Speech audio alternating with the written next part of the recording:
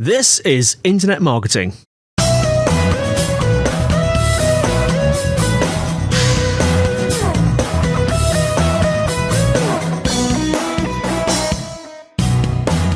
Brought to you by Site Visibility at sitevisibility.co.uk. This is Internet Marketing. Now, before we start today, we've got a bit of shameless self-promotion because Site Visibility has recently published the Ultimate Content Promotion Guide. It's their most comprehensive guide to date, and in it they break down all the content marketing promotion tactics, tricks and tools you'll ever need to help you achieve marketing content success. You can download the guide plus a handy printable content promotion checklist for free by going to bit.ly, that's bit.ly/ultimate-content or ultimate-content. Doesn't really matter. Dashes and hyphens. Same thing, really. Now, today I'm joined by Ryan Bonnici, Chief Marketing Officer of G2. Ryan, how are you? I'm really good, thanks, Andy. How are you? Let me check. Everything seems to be functioning normally. Thank you very much, Ryan. You're over in, is it Chicago? Is that right? Yeah, that's right. Seems to be quite a popular part of the States up near the Great Lakes, because we interviewed someone from the Great Lake area quite recently. What's the weather doing in Chicago right now? You know, it's a little overcast right now. I'm just looking out. It's been kind of. We're flirting with summer at the moment. But you know, I think the weather gods are just kind of. I don't know. They're not winning us over just yet. Now, can I detect a very soft Antipodean accent there? Yeah, you can. I'm from Australia originally, which people tell me my accent is actually starting to fade, which is making me really quite depressed. But I've only been living over here in the US for 2 years now. So I think I just have this weird problem where my accent starts to become similar to whomever I'm speaking with. So if I start to put on an English accent at all during this interview, I'm not taking the piss, I promise. Do you know, I have the same problem. You're the first person I've ever met that has the same problem I have. I can't help it. It's so embarrassing. There are certain accents. Enjoy it too. do you have certain accents that it happens with that more than others? South African for sure. Yeah, me, English South African too. Yeah, American, not really. It doesn't. I don't find myself doing the American accent. I'm not sure why that is, but yeah, South African and the English. Yeah, I don't know what it is. So by the end of the interview, you'll be saying, "I say, old chap." Yeah. Well, in your best English accent, tell us a bit about yourself and G2. I won't put our listeners through that. Well, yeah, gosh, a little bit about me. So, I mean, I've been kind of in marketing for a little over a decade now, always doing SaaS tech marketing. So been really fortunate to work for some pretty remarkable high growth companies like HubSpot and Salesforce, Microsoft, and now G2, which is, well, we were formerly G2 Crowd, but we recently rebranded to G2. And yeah, I feel like I've been really lucky to choose a lot of winners. So I've kind of had a pretty wild last 10 years, with the last 2 of those 10 years being over here in the US. So having lots of fun. And how did it all start? What got you into this whole sort of online marketing area, if you like? Yeah, you know what? It's a good question. I was one of those weird kids at school that just wanted to be a CMO when I was like 12. I don't know why. Really? I actually, I genuinely don't know what it was that like made me like just get so focused on that. But I kind of always wanted to get into this space. I don't know. I think I just like was obsessed a little bit with the idea of kind of like Fifth Avenue and like this advertising exec madman sort of vision, which obviously isn't really the reality today. But I got kind of like bought into that from a young age, and then got really focused on getting all my way up to CMO. And weirdly also I needed to become CMO by 30, which like fortunately last year I got there at 29, which was pretty cool. But thanks. Yeah. And we, I think we'll touch on some of the mental health challenges that caused as well, of having self-value be so driven by external things like your job title. But I'm in a good place now. So you joined, when was it you joined G2? I joined G2 in December of 2017. So about 16 months ago. And they went through a rebrand, didn't they? They changed their name. They used to be known as G2, I forget what the second word. G2 Crowd, yeah. That's so it, G2 Crowd. G2crowd.com. And that was kind of, the business was founded, 8 years prior to me joining, around approximately 8 years anyways. And the whole idea of it was, G2 is a military term that stands for intelligence in the military. And so the whole idea was that is we were basically driving intelligence from the crowd, which, 8 or so years ago was quite different than what was happening, then, because it was, analysts that were dictating what software was the best in its category. And I think what we've learned over the last sort of 10 years or so is that not just G2, but I think, as an industry, is that, the best software for one business isn't necessarily the best software for another business, because every business is in a different sector, at a different stage of maturity, has different number of employees and budget. And so, G2 really wanted to focus on how they disrupted that old school analyst model. And I think we're really lucky now to be at a point whereby I think it's pretty clear that, with the millions of people coming to G2.com every month to buy software for their business, that, the trust that they view from, hundreds of thousands of validated peer user reviews is definitely, they're weighting that with a lot more trust, I think, than they are, an analyst sitting in an ivory tower, maybe deciding what is the best CRM or the best email marketing software for everyone. Yeah. So G2 Crowd changed its name to G2. That was the big rebrand. And I'm just wondering, obviously you alluded to a lot of the why just then, but what was the big picture? Why did G2 feel that the rebrand was necessary? Yeah, so it was definitely a lot more than just about the name. I mean, I think the name change was just very kind of minimal in terms of like the broader thing that was driving it. And, I think, gosh, 8 or so years ago, that was sort of when this concept of user-generated content, your Yelps, your Glassdoors, et cetera, was sort of starting out. And so back then, the kind of concept of trusting someone's opinion online wasn't really, maybe the norm. Forums were, typically, a lot of people's like negative opinions about certain things. And there was a lot of, like trolls online. And so I think when we started back then, it was really important to us to help people understand that, our reviews and our content was going to be very different from everything else that was out there. And, I think after about 5 or 6 years, we'd kind of like solidly proven, and also, with thanks to other companies in the space like Amazon, et cetera, that, really rely on their reviews to help people convert and transact on their site. We sort of kind of realized that reviews were actually just a means to an end, because if you're someone coming to our site, yes, you are maybe in that moment looking for reviews to help you decide what is the best, conferencing call software for, say you're wanting to run a podcast, or what is the best CRM software if you're wanting to, kind of up level your business and start selling more product. But then we kind of realized that like the software was also a means to an end, because, if you're looking for conferencing software, ultimately the end goal that you're looking for is you want to be able to record a really amazing podcast, or you're wanting to be able to have meetings with colleagues around the world without creating any frustration, super simple to connect. Or if you're looking for CRM software, you're trying to increase your revenue faster. And so we sort of like, I think over the last year went through this sort of evolution as a company where we realized that reviews are super important, but actually it's the outcomes that actually people care about.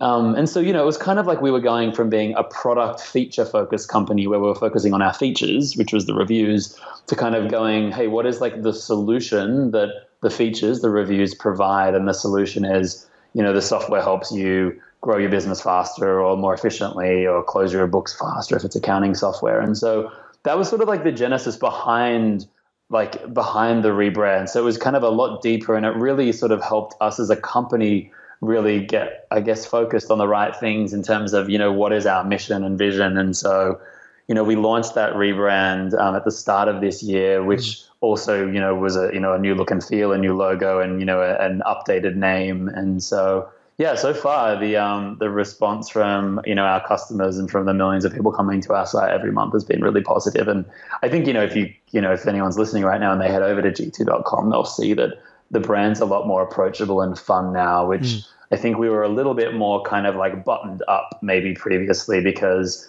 we were going up against these analyst firms that were super professional, like wearing suits and ties, and they looked the part, but they were a little bit pay to play. And so I think we felt like we needed to also look as if we were a stuffy company. And, on the inside, we're nothing like that at all. And we never have been. But I think our external identity wasn't necessarily, encompassing what we were as a company and what we wanted to disrupt.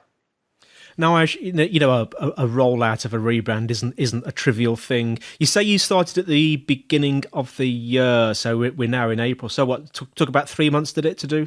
Well, so we started the actual, we started the rebrand maybe, in Q4 last year. Right, yeah. Internally anyways, and kind of we're getting it all to the place at which we were kind of ready to launch. And then, I'd say we started launching at the start of the year, and it's probably only now, right, kind of getting into Q2 that it's kind of starting to be fully rolled out. So, we acquired a new domain name, so we moved from g2crowd.com to g2.com. That was a process in its own right.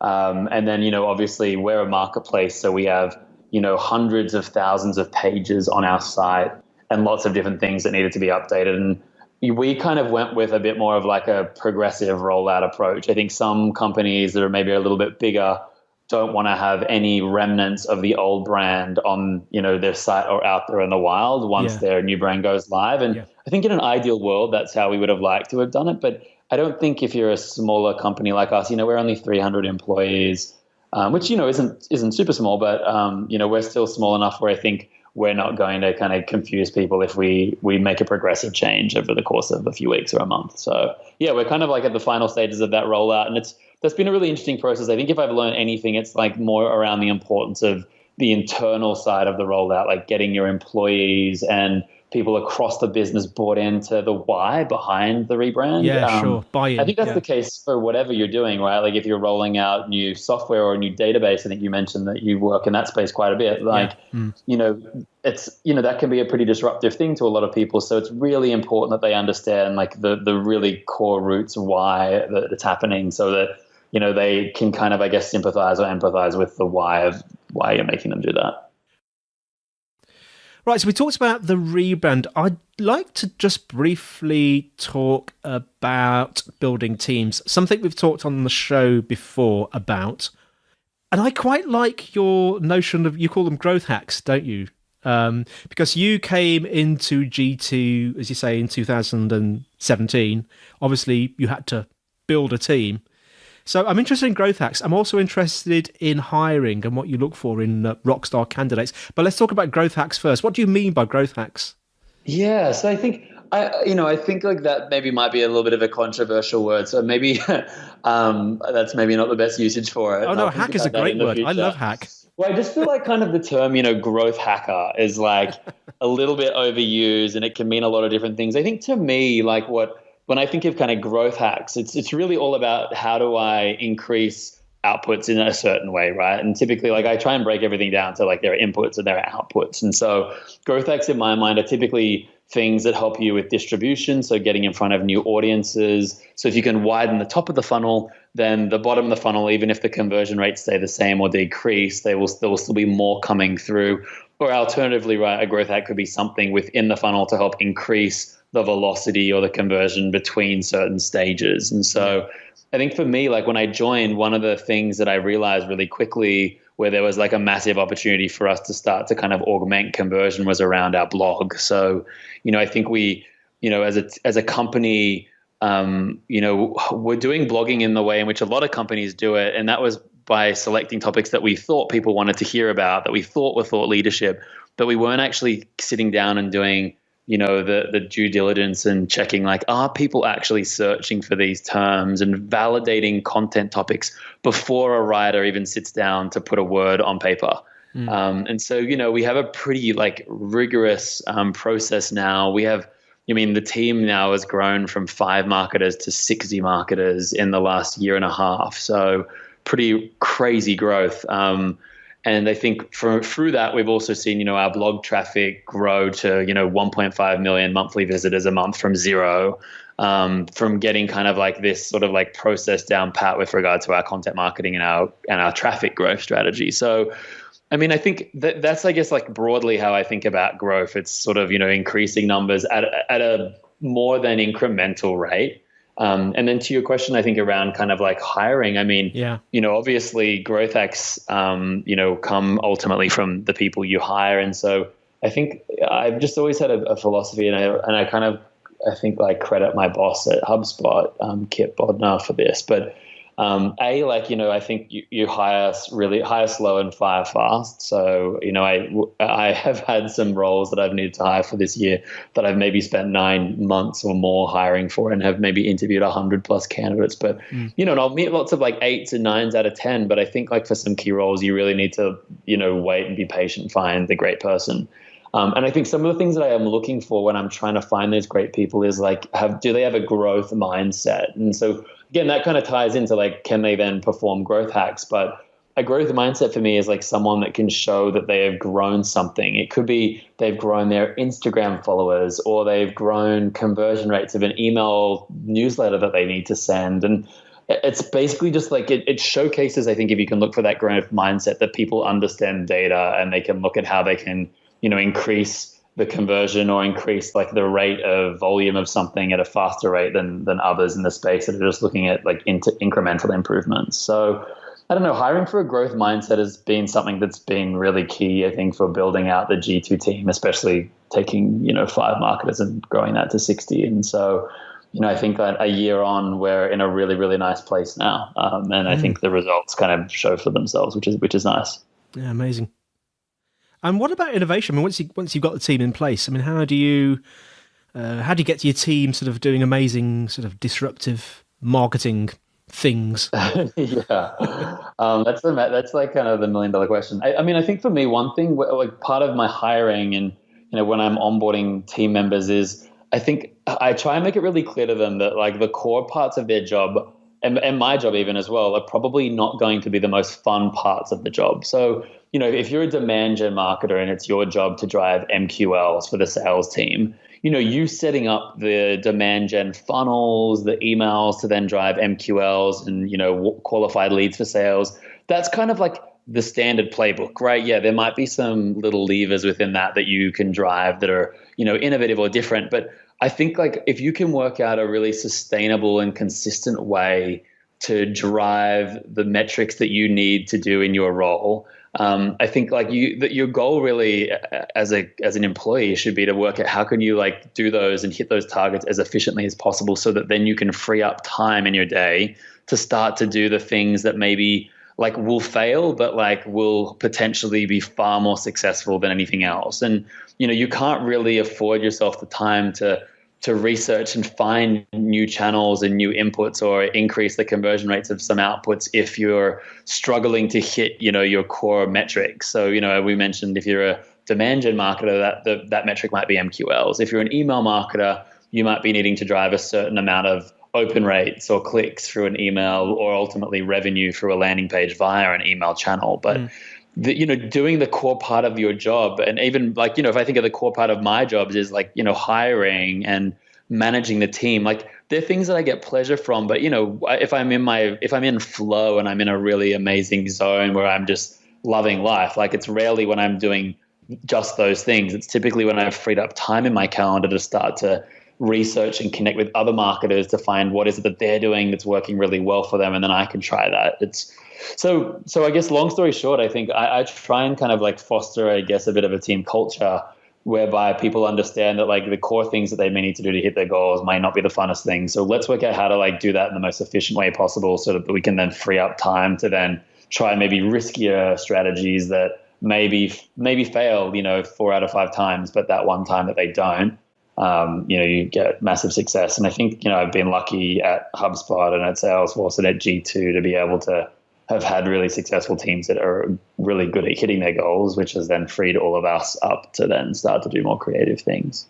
Now, I want to talk about something which is something a lot of people don't like to talk about. And it may not seem related to internet marketing, but you're quite well known, aren't you, for your openness about mental health. I mean, we'll come on to that in just a second. Certainly mental health in the UK. I don't know if it's also true in America, but certainly in the UK in the last year or two has had quite a high profile. And we've had a lot of cases of, people being encouraged to talk more about their mental health. And you're sort of quite well known for your open openness, aren't you, about your mental health and encouraging others to do the same. Tell us a bit about that. What's the backstory? What happened? Yeah, good question. So, I mean, I think I should maybe start by saying that. So, like, psychology has always been something that like has always fascinated me. And my wife and I actually met. We both like I majored in psychology. She actually did her doctorate in psychology. She is a psychologist. So I'm like really lucky, I think, to be around a lot of our friends who are in the psych field, and so the stigma around psychology and mental health in my life and in my world is really it's not there at all, which I don't think is the case for a lot of other people. So like my wife as an example, and all of our family friends and family, like they all have therapists because everyone that is a psychologist pretty much like has a therapist because they see the value in it. And so, I've had a therapist for years, and it wasn't kind of until recently I realized how much like work I had to do on my own self and my own self-esteem, which was kind of like, brought on from like things during childhood and like, primary school bullying and things like that. And I don't know, long story short, I joined the board of directors for a charity in the US last year called Bring Change to Mind. And it's basically a charity all about ending the stigma around mental health because, and I'm probably going to make some mistakes here with these stats, but, I think it's something like more like, it's like, I want to say it's like 80% of people at some point in their life will, go through some kind of mental health issue. Sure, yeah. But only like 1/5 of them will seek treatment for that.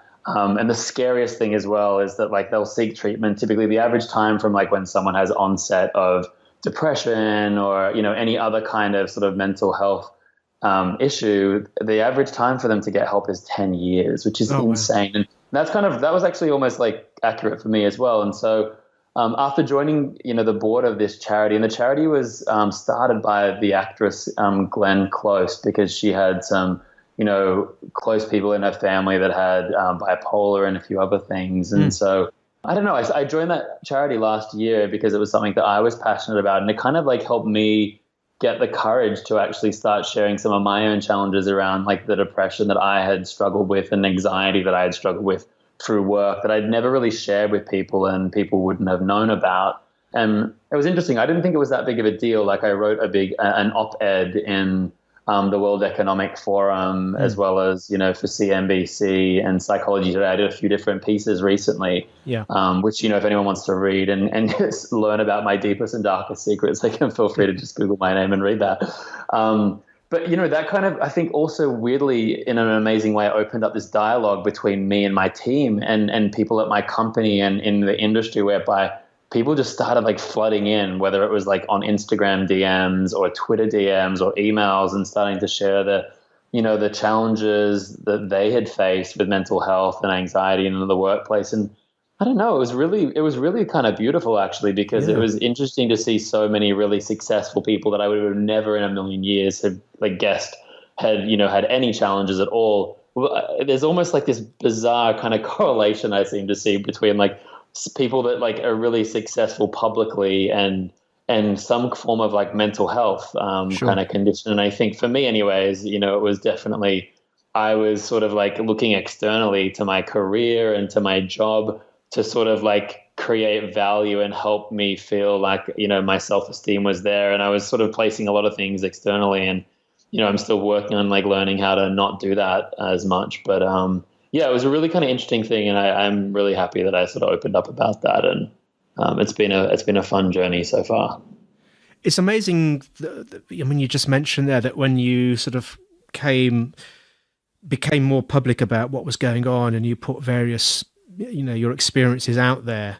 In other words, you were destigmatizing it. It was interesting how you got that sort of rush of positivism back, other people sort of chiming in and going, oh yeah, I've experienced that as well. But what I'm particularly interested in is how did your openness about mental health in the workplace affect your team? I'm presuming it had a positive effect. Yeah, I think so. I mean, I think firstly, like there's a few things. So like I basically, when I started talking about this more publicly, I also made the calendar events on my work calendar where I go to therapy public too. So, my team could see that I was taking time out in my week, in my work day to go and talk with a therapist, which I think kind of also helped them see that they didn't need to worry themselves about like whether or not people knew if they had things that they were working on. So that was part of it. But I've also just had some days where, like maybe last year where I was just not in a good place. And I remember kind of coming into work one day and having like not an anxiety attack, but I felt like I was pretty close to that. And I just felt like I couldn't kind of do anything at work, and I just wasn't feeling good about things. And so, I left work that day and I just pinged like a note to my whole team on site being like, hey guys, sorry if we have a meeting today, but I'm like not feeling super well and I'm going to take like a mental health day. Which again, at the time, I didn't think that was really anything special. And I don't think it still is, but it seems like me doing that has helped other people on the team also feel like they don't need to kind of fake it all the time if they're not feeling in a good place. And if they need to do something for them and take time off, they can. And so I think it's probably helped my team be more productive, funnily enough, because I think they know that like when they're in a good place, they can get fired up and they can work their butts off and they can drive amazing results. And if they're not in that place, like, the best way to get back to that place is to like take time out and give yourself what you need versus like always kind of like pushing through it and avoiding the feeling. So I'd say that like the team's happier and more productive. And I think I am a more happy and more productive boss to them. So sure. Well, that's really interesting. Thanks for sharing that with us. So we've talked about quite a few things today, the rebrand, building teams, mental health in the workplace. If you could boil all that down, if you had one sort of tip for our audience today, Ryan, what might it be? Yeah, I mean, I think like, given the audience is a lot more focused around marketing, I think like my tip to marketers and folks wanting to focus on growth and driving results in their company, I think the one area that my team has been having a lot of success with lately is this concept called buyer intent.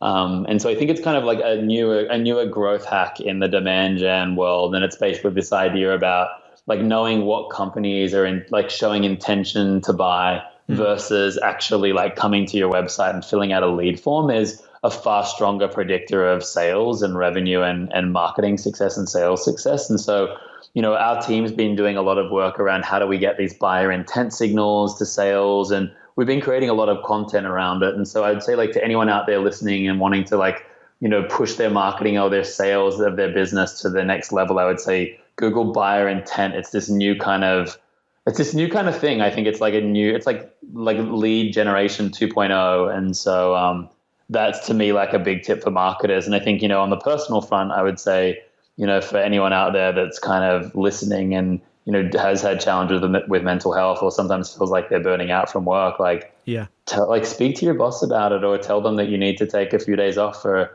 mental health days. Like, I think like you doing that will help them see that you need time off and will help to kind of end the stigma a bit more around this. Well, Ryan, thanks so much for coming on. How can our listeners find out more about you and G2? So I think I've tried to keep this really easy for everyone. So I'm consistently just at Ryan Bonnici across all of the social platforms. I think there's a good 100 or so thousand people stalking me across LinkedIn and Instagram and Twitter. So if anyone wants to, join in and stalk along, you have my complete approval. At Ryan, RYAN, and then Bonnici, BONNICI. You can get me there across all the channels. And I happily will respond to anything that you have for me. Well, thanks for listening, everyone. The show notes will be in the usual place. That is sitevisibility.co.uk/IM podcast. If you're enjoying the show, please leave us a review because that helps us to, assuming they're good reviews, of course, helps us to get to more people. We're always open to questions and suggestions, so you can send them to the email is podcast@sitevisibility.co.uk. You can tweet @sitevisibility. We also have a site visibility group on LinkedIn. That's all from me, Andy, and it's all from Ryan. Thanks so much, Andy. Thanks, Ryan, and we'll see you next time on Internet Marketing.